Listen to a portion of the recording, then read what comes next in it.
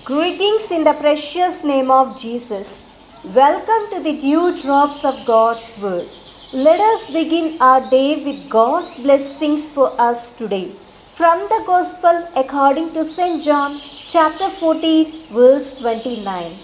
And now I have told you before it takes place, so that when it does takes place, you may believe. We can trust God's sovereignty even under great duress. Jesus promised that he was coming back is prophecy. He gave this prediction to settle the apostles' souls after he revealed the shock of his departure for them. When the apostles would see the resurrected Jesus, they would believe in him in a special sense. Up to this point, they were of the opinion that they believed, but they had not come to fully grasp the situation yet.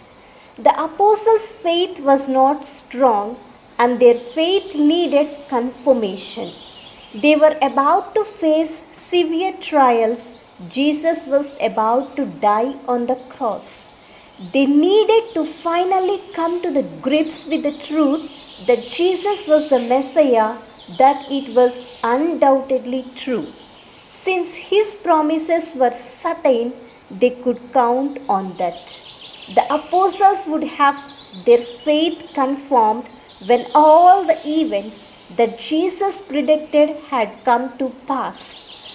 When impending and horrible events of the cross transpired, then the apostles would come to realize that Jesus had a clear plan to die for the sins of the world.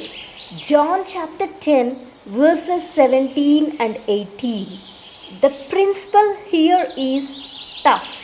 Jesus gives into an enemy and then faces personal anguish, agony and humiliation because he chooses to.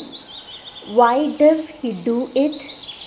Why would he let Satan, who has no real power over him, do such horrifying things to him? Two reasons. First, he is honoring the will of the Father and showing his love for the Father. Second, he is doing it for us as an offering for our sin, the reason of the Father sent him to earth in the first place. Jesus' example here is tough one for us to follow, giving in when we don't have to do it.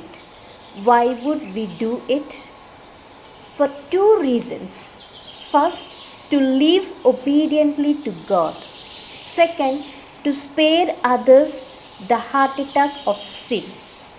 If we make progress in the development of our faith, it will prepare us to meet the challenges of the devil.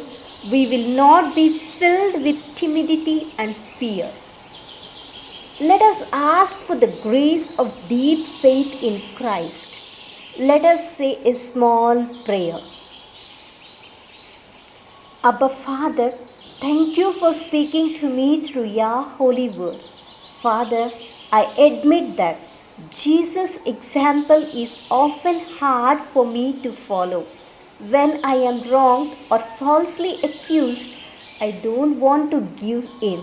Sometimes I don't even want to forgive, but want to vindicate myself.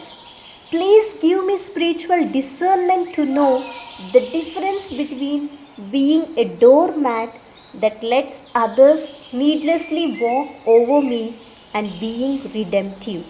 Bless me with the gift of faith and wisdom to understand Holy Word and build my life as a pleasing sacrifice.